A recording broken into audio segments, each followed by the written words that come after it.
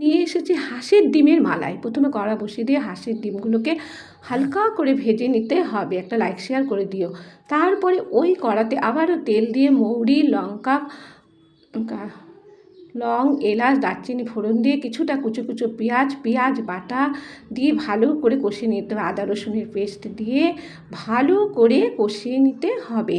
তারপরে ওর মধ্যে চালমগজ বাটা আর পোস্ত বাটা দিয়ে নুন আর লঙ্কা আর কাজু বাদাম বাটা দিয়ে আর একটু দই আর গোলমরিচের গুঁড়ো দিয়ে ভালো করে আবারও কষিয়ে নিতে হবে। নিয়ে একটু ব্যালেন্সের জন্য চিনি দিয়ে দিতে হবে। তারপরে মালাই দিয়ে তারপরে ডিমগুলোকে দিয়ে ভালো করে কষিয়ে নিয়ে নারকেলের দুধ এর মধ্যে দিতে হবে। দিয়ে কিছুটা পরিমাণ কসুরি মেথি দিয়ে 10 মিনিটের জন্য ঢেকে রাখতে হবে। আমার এটা প্রায় হয়ে গেছে পুরোটাই। এর মধ্যে দিয়ে দিলাম ঘি, এলাচ আর দারচিনি গুঁড়ো দিয়ে কমপ্লিট করলাম রান্নাটাকে। টাটা।